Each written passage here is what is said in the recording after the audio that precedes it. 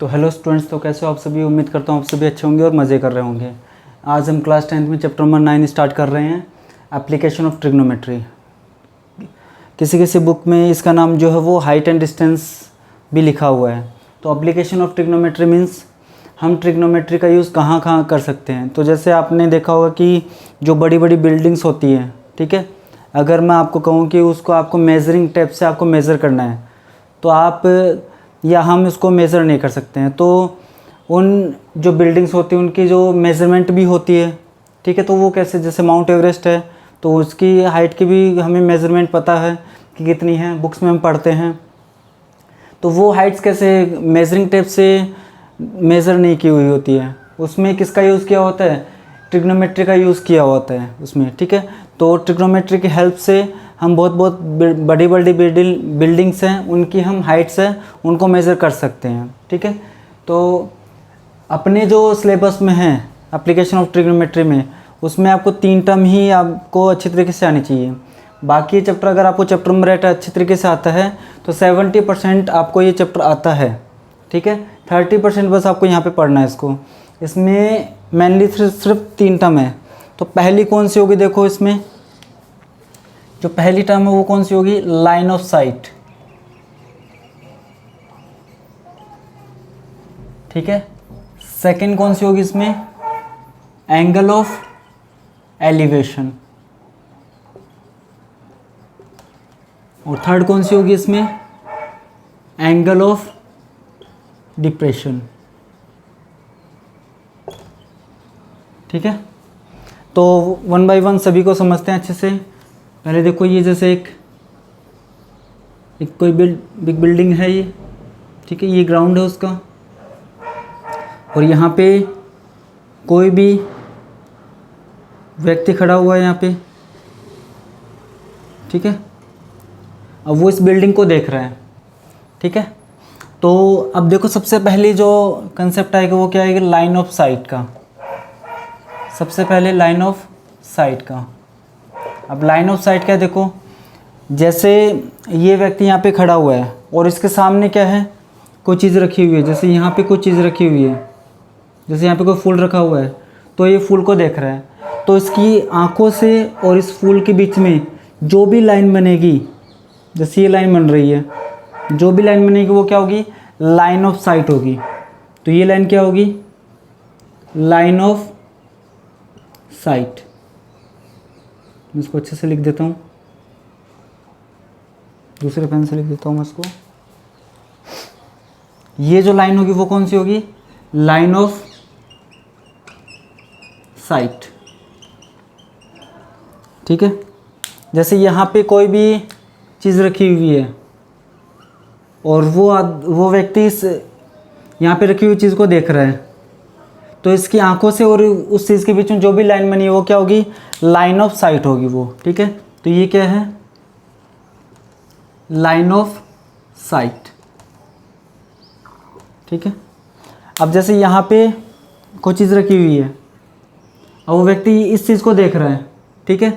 तो यहाँ पे एक लाइन बनेगी इस चीज़ के बीच में और इसकी आंखों के बीच में, तो ये लाइन भी क्या होगी, लाइन ऑफ साइट होगी।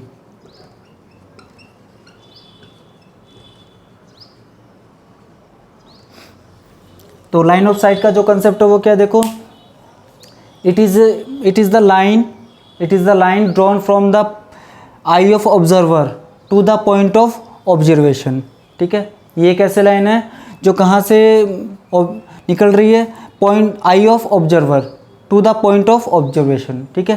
तो देखो इसको लिखते हैं हम, इसकी डेफिनेशन लिखते हैं हम,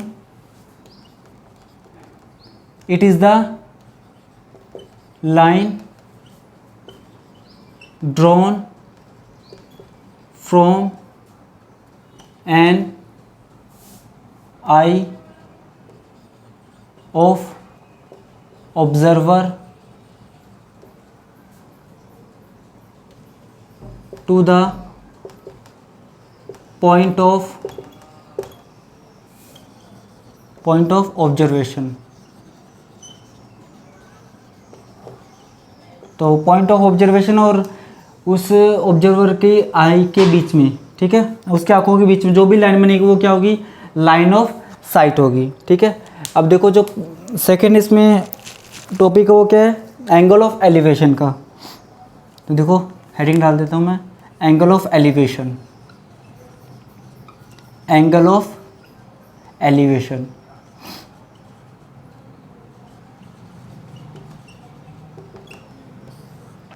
अब देखो एंगल ऑफ एलिवेशन का मतलब क्या है, देखो एंगल ऑफ एलिवेशन वो होता है जब पॉइंट ऑफ ऑब्जर्वेशन क्या हो, हॉरिजेंटल लाइन के ऊपर रखा हो। अब हॉरिजेंटल लाइन कैसे होगी, जैसे मैं ऐसे खड़ा हुआ हूँ, ठीक है, तो मैं एकदम स्ट्रेट देख रहा हूँ, ठीक है, एकदम स्ट्रेट देख रहा हूँ, तो मेरी आंखों से जो स्ट्रेट लाइन बनेगी वो क्या होगी, हॉरिजेंटल लाइन होगी। जैसे ये व्यक्ति यहाँ पे खड़ा हुआ है, तो इसके लिए हॉरिजेंटल लाइन कौन सी होगी, इन तीनों में बीच वाली हॉरिजेंटल लाइन होगी, एकदम सीधी। ठीक है, तो ये जो लाइन होगी वो कौन सी होगी, हॉरिजेंटल लाइन होगी। ये जो लाइन होगी वो कौन सी होगी, हॉरिजेंटल, एकदम स्ट्रेट। तो ये लाइन कौन सी हो जाएगी, हॉरिजेंटल लाइन।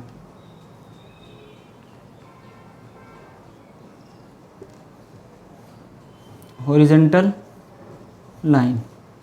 ठीक है, देखो अगर मैं स्ट्रेट खड़ा हूँ तो मेरी आंखों के सामने जो लाइन बनेगी एकदम स्ट्रेट, तो वो कौन सी होगी, हॉरिजेंटल लाइन होगी।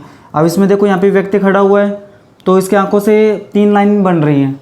ठीक है, ये वाली और ये वाली, तो एकदम स्ट्रेट कौन सी बन रही है, ये वाली सीधी एकदम। ठीक है, तो ये कौन सी होगी, हॉरिजेंटल लाइन होगी। तो एंगल ऑफ एलिवेशन क्या होगा, जब पॉइंट ऑफ ऑब्जर्वेशन क्या हो, हॉरिजेंटल लाइन के ऊपर हो, तो हॉरिजेंटल लाइन और लाइन ऑफ साइट के बीच में जो एंगल बनेगा वो कौन सा होगा, एंगल ऑफ एलिवेशन होगा। जैसे ये थीटा है, तो ये थीटा क्या हो जाएगा, angle of elevation, angle of elevation. तो एक तो इसकी प्रैक्टिकल डेफिनेशन और एक इसकी थ्योरेटिकल डेफिनेशन। जो थ्योरेटिकल डेफिनेशन है वो क्या है, angle of elevation it is the angle between the line of sight and horizontal line when the point of observation is above the horizontal line.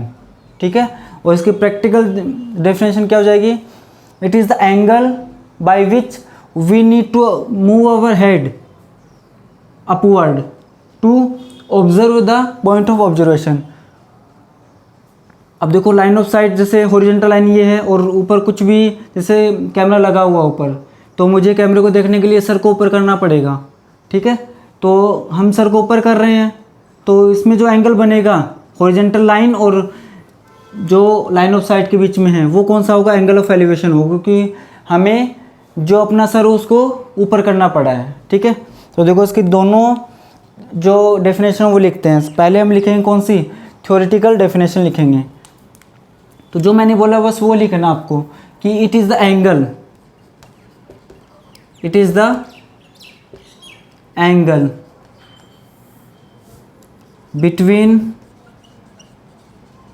between the line of sight, between the line of sight and horizontal line when the point of observation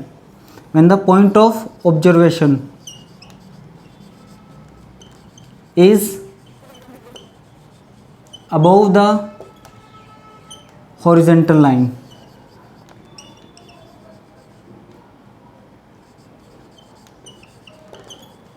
ठीक है, तो ये क्या हो गया, जब point of observation ये रहा, ये किससे ऊपर है, हॉरिजेंटल लाइन से ऊपर है, तो इन दोनों के बीच में जो भी एंगल बनेगा वो क्या होगा, एंगल ऑफ एलिवेशन होगा। तो ये तो क्या होगा इसकी थ्योरेटिकल डेफिनेशन। अब प्रैक्टिकल डेफिनेशन लिखते हैं इसकी हम।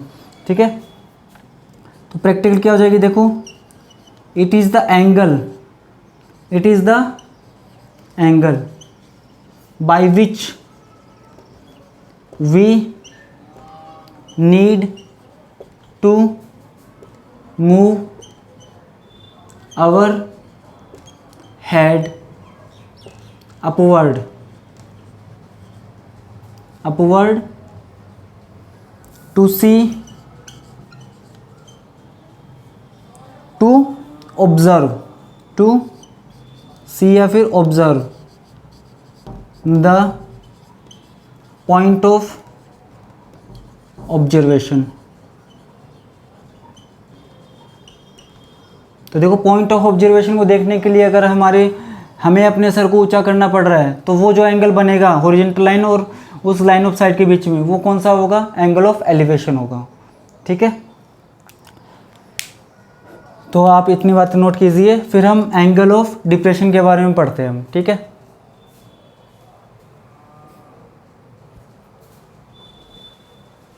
तो आई होप कि आपने ये सब नोट कर लिया होगा। अब हम पढ़ेंगे क्या? एंगल ऑफ डिप्रेशन के बारे में।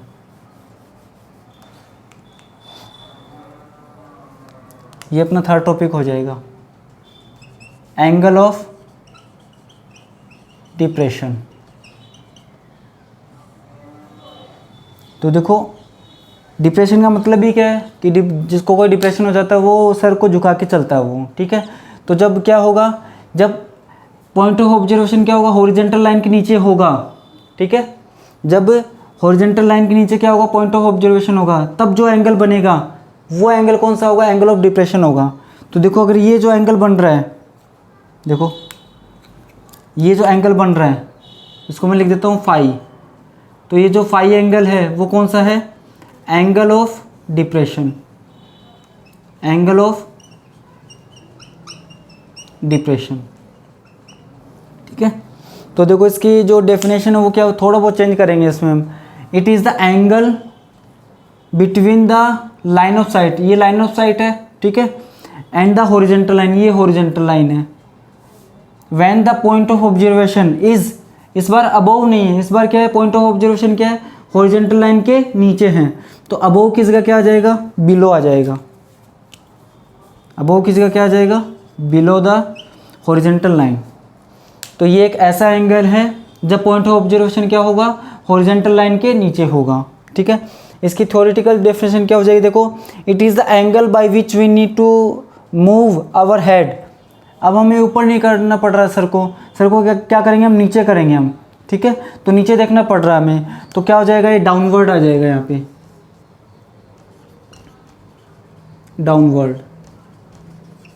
Downward to observe the point of observation. ठीक है, तो देखो पहला था लाइन ऑफ साइट कि जो भी ऑब्जर्व होगा उसकी आंखों से और जो पॉइंट ऑफ ऑब्जर्वेशन होगा उसके बीच में जो भी लाइन होगी वो क्या होगी? लाइन ऑफ साइट होगी। ठीक है, सेकंड चीज़ कौन सी थी? Second angle of elevation. Second term कौन सी थी? Angle of elevation. अब एंगल ऑफ एलिवेशन क्या होगा? जब पॉइंट ऑफ ऑब्जर्वेशन क्या हो? हॉरिजॉन्टल लाइन के ऊपर हो, तो उनके बीच में जो भी एंगल बनेगा वो क्या बनेगा? एंगल ऑफ एलिवेशन बनेगा। और जब पॉइंट ऑफ ऑब्जर्वेशन क्या हो? बिलो द हॉरिजॉन्टल लाइन हो, तब जो लाइन ऑफ साइट और हॉरिजॉन्टल लाइन के बीच में जो भी एंगल बनेगा वो कौन सा बनेगा? एंगल ऑफ डिप्रेशन बनेगा वो। ठीक है, तो आप इनको अच्छी तरीके से नोट कीजिए। फिर एक एग्जाम्पल के थ्रू समझते हैं हम इसको, कैसे इनको क्वेश्चंस को अप्लाई करेंगे। उससे पहले मैं आपको बता देता हूँ कि चैप्टर नंबर 8 में जितने भी क्वेश्चंस, जितने भी फॉर्मूलेज हैं, 8.1 में आए थे, 8.3 में आए थे, 8.4 में आए थे, 8.2 में आए थे, जितने भी आए थे, जो एंगल्स की जो टेबल है 8.2 वाली, वो सब कुछ आपको याद होना चाहिए। तो ये चैप्टर 70% आपके हिस्से में है अभी। ठीक है, आपको आता है 70%। अगर 8 का चैप्टर आपको अच्छी तरीके से आता तो आप फटाफट इसको नोट कीजिए। फिर एक एग्जांपल्स के थ्रू हम समझते हैं कि कैसे इनको हम क्वेश्चंस में अप्लाई करेंगे हम।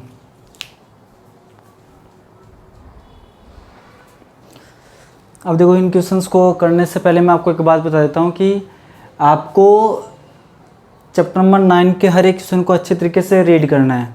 ठीक है, रीड करने के बाद में अगर आपने क्वेश्चन को रीड करके उसका डायग्राम बना लिया तो वो क्वेश्चन 90% आपका हो चुका है। बस 10% आपको कैलकुलेशन करनी पड़ेगी उसकी। ठीक है, तो आपको क्वेश्चन की लैंग्वेज को पढ़ के आपको डायग्राम बनाना है बस। ठीक है, तो देखो ये क्या बोल रखा है? ए टावर स्टैंड्स वर्टिकली। वर्टिकली का मतलब इस तरीके से, ठीक है, 90 डिग्री ऑन द ग्राउंड। तो ये कोई ग्राउंड है, इस पर एक टावर खड़ा हुआ है वर्टिकली। ठीक है, तो ये ए हो गया, इसको हमने बी दे दिया और इसको हमने सी दे दिया। ठीक है, नाम from a point on the ground which is 15 meter away.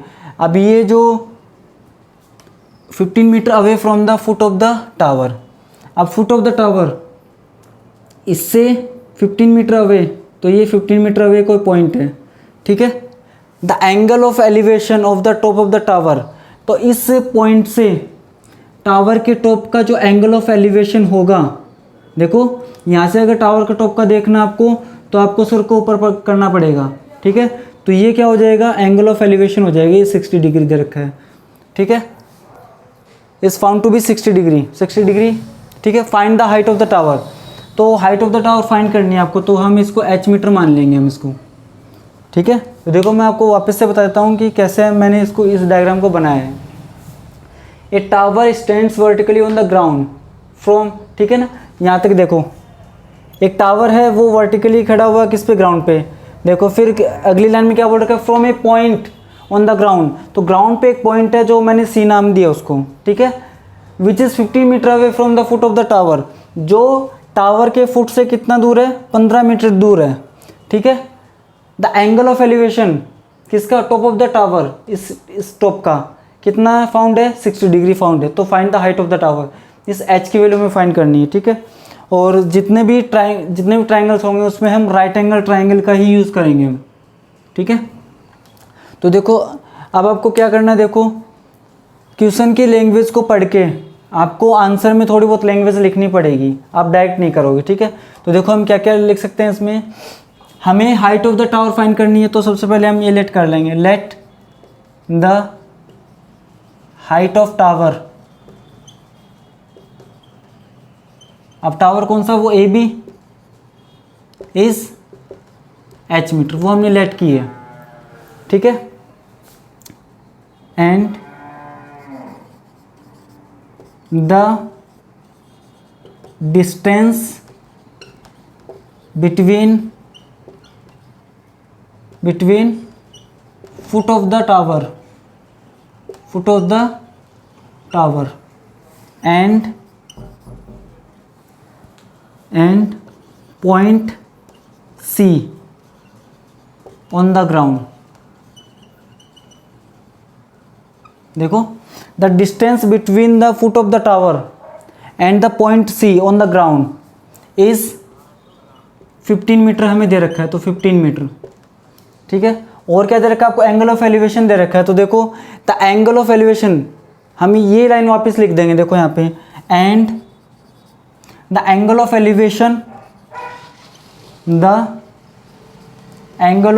Elevation, इसमें आपको लैंग्वेज याद नहीं करनी पड़ेगी, इसमें आपको क्वेश्चन से ही थोड़ी बहुत लैंग्वेज लिखनी है बस। And the angle of elevation of the top of the tower is 60 degree, ठीक है। अब देखो जो हमें इन्फॉर्मेशन दी गई है वो हमने लिख लिया अब, ठीक है। अब सिंपल क्या करना, आपको ट्राइंगल उठाना है, उसमें से जो भी ट्रिग्नोमेट्री रेशियोज हम यूज़ कर सकते हैं वो यूज़ करना है, और जो भी हमें वैल्यू चाहिए वो वैल्यूज़ आ जाएगी, ठीक है ना। तो देखो नाउ फ्रॉम ट्राइंगल कौन सा है, ABC। अब देखो ABC में अगर मैं 60 डिग्री के रिस्पेक्ट में देख रहा हूँ तो C एंगल है, ठीक है। तो C के सामने वाली साइड कौन सी होगी, परपेंडिकुलर होगी, और ये कौन सी होगी, बेस होगी।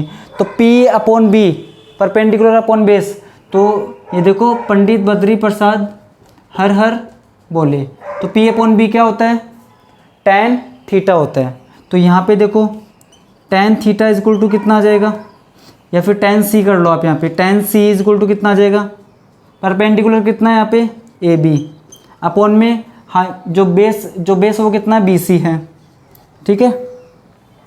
इट इम्प्लाइज C की वैल्यू दे रखी है हमें, कितनी दे रखी है, 60 डिग्री, तो tan 60 डिग्री। तो देखो तीन साइड में से दो साइड की मेजरमेंट आपको दे रखी होगी, एक तो आपको पूछेगा, दूसरे की आपको दे रखी होगी, तो उसके अकॉर्डिंग आपको ट्रिग्नोमेट्री रेशियो देखना है। AB कितना है, H, ठीक है, और BC कितना है, 15 है। तो इट इम्प्लाइज tan 60 कितना होता है, √3 होता है, tan 60 कितना होता है, √3 होता है, और H अपॉन में 15। तो H की वैल्यू कितनी हो गई, देखो यहाँ से 15 √3 मीटर, ठीक है। और आप √3 √2 की वैल्यू तब तक आप नहीं रखोगे जब तक आपको क्वेश्चन में अगला बोले नहीं, ठीक है। जैसे यहाँ पे √3 की वैल्यू भी हम रख सकते हैं 1.732, उसको मल्टीप्लाई करेंगे 15 से तो कुछ आंसर आएगा, लेकिन आपको यहाँ पे ब्रैकेट में नहीं बोला है कि आप √3 की वैल्यू यूज़ करो आप, ठीक है। तो ये आंसर हो जाएगा। अब लास्ट में आप लिख देना, क्या हमें पूछा था, हाइट ऑफ टावर, तो वो h हमने फाइंड कर ली, तो देखो क्या लिखेंगे हम, therefore the height of tower is 15 √3 meter, 15 √3 meter, ठीक है। तो इस तरीके से आपको हर एक क्वेश्चन को डील करना है, ठीक है। पहले क्वेश्चन की लैंग्वेज को पढ़ के आपको डायग्राम बनाना है, फिर आपको थोड़ी बहुत लैंग्वेज लिखनी है क्वेश्चन से देख कर ही, ठीक है। उसके बाद में एक ट्राइंगल उठाना है और आपको कोई भी ट्रिग्नोमेट्री रेशियोज है वो आपको यूज़ करना है। 3 में से 2 साइड आपको दे रखी होगी और एक एंगल दे रखा होगा, ठीक है। तो आप एंगल को देख के बता सकते हो कि कौन सा परपेंडिकुलर, कौन सा हाइपोटेनस और कौन सा बेस है। उसी के अकॉर्डिंग आपको ये फॉर्मूला आना चाहिए, पी पंडित बद्री प्रसाद हर हर बोले, ठीक है। तो आज की क्लास में इतना ही। इसकी जो नेक्स्ट क्लास होगी उसमें हम जो रिमेनिंग एग्जाम्पल्स हैं वो करेंगे हम। तब तक आप खूब मेहनत कीजिए और खूब अच्छे से पढ़िए।